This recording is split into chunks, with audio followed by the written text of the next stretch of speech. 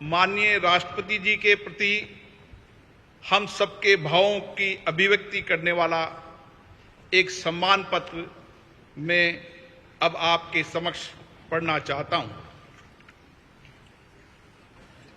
माननीय राष्ट्रपति महोदय श्री रामनाथ कोविंद जी, भारत की संसद के दोनों सदनों के सदस्यों के लिए आज गर्व का अवसर है कि जब वे राष्ट्र की ओर से आपके प्रति कृतज्ञता, सम्मान, श्रद्धा और साधुवाद व्यक्त करने के लिए एकत्रित हुए हैं।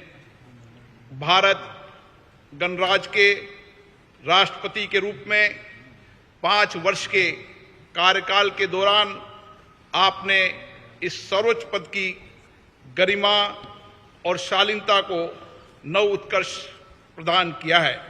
इसके लिए हम सब हृदय से आपका आभार प्रकट करते हैं। महोदय, उत्तर प्रदेश के कानपुर जिले के एक छोटे से गांव परोग से भारत के राष्ट्रपति के शीर्ष पद तक पहुंचने की आपकी यात्रा हमारे लोकतंत्र की एक अद्भुत एवं प्रेरक उपलब्धि है। सुदीर्घ सार्वजनिक जीवन में राष्ट्रहित तथा जनसामान्य के कल्याण को लक्षित करके लिए किए गए कार्यों से आपने ये सिद्ध किया है कि आप एक बहुआयामी संवेदनशील जनसेवक हैं। वर्ष 1971 में दिल्ली बार काउंसिल के एक अधिवक्ता के रूप में अपने करियर की शुरुआत करने के बाद आपने दिल्ली उच्च न्यायालय और भारत के उच्चतम न्यायालय में अपनी सेवाएं प्रदान करते हुए निर्धन और वंचित लोगों की पूरी समर्पण के साथ मदद की है।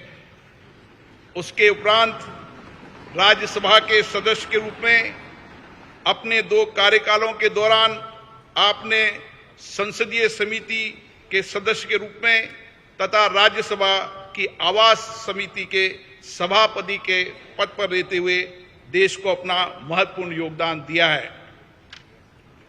महोदय, आपका दृढ़ विश्वास है कि शिक्षा सशक्तिकरण का सर्वश्रेष्ठ साधन है। इसी भावना से संसद सदस्य के रूप में आपने ग्रामीण क्षेत्र में शिक्षा के प्रसार के साथ साथ उच्च शिक्षा के क्षेत्र में बुनियादी सुविधाएं उपलब्ध कराने और उनकी गुणवत्ता बढ़ाने पर बल दिया है। आपने राष्ट्र निर्माण में महिलाओं की अधिक से अधिक भागीदारी और समाज के वंचित वर्गों, विशेष रूप से दिव्यांगों और अनाश्रितों के लिए अधिक अवसरों के सृजन के लिए आपने निरंतर प्रयास किए हैं। जनहित के महत्वपूर्ण मुद्दों के लिए आपकी अटूट प्रतिबद्धता लोक सेवा के प्रति आपके समर्पण का प्रमाण है। महोदय, वर्ष 2015 में बिहार के महामहिम राज्यपाल के पद पर आसीन होने के बाद आपने संवैधानिक मूल्यों को संरक्षित रखते हुए शांतिपूर्ण तरीकों से और संवाद के माध्यम से अनेक मुद्दों का समाधान किया, जिसके लिए एक स्वर से आपकी सराहना की गई। कुलाधिपति के रूप में अपने राज्य के विश्वविद्यालयों के क्रियाकलापों के सुधार के लिए निरंतर प्रयास किए गए। इसके अतिरिक्त आपने कुलपतियों की नियुक्ति में पारदर्शिता लाने एवं विश्वविद्यालयों के बेहतर विनियमन के लिए एक न्यायिक आयोग का भी गठन किया।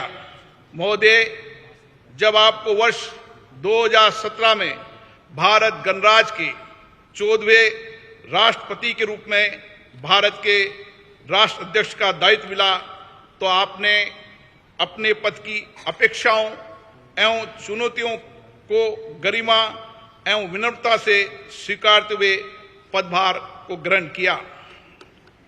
आपके विनम्र स्वभाव तथा कार्यशैली ने हम सभी सांसदों के मन में एक विशिष्ट स्थान बनाया है। संसद में दिए गए आपके अभिभाषण, आपकी दूरदर्शिता देश के समक्ष उपस्थित राजनीतिक एवं सामाजिक विषयों की गहरी समझ एवं उनके समाधान हेतु आपकी स्पष्ट सोच को प्रदर्शित करते हैं। आपके अभिभाषण ने सभी दलों के लोगों को समान रूप से प्रेरित किया है और उनके दायित्वों के प्रति भी जागृत किया है। यही कारण है कि आपको सभी दलों के नेताओं का पूर्ण सहयोग मिला है तथा हम सब आपको संवैधानिक मूल्यों एवं आदर्शों के संरक्षक के रूप में देखते हैं।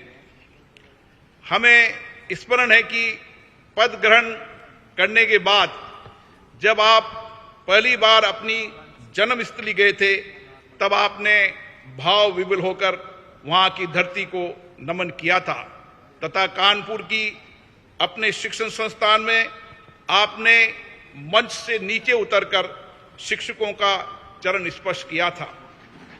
आपकी इन्हीं विशेषताओं ने नागरिकों का दिल जीता है और वे आपके साथ विशेष जुड़ाव महसूस करते हैं।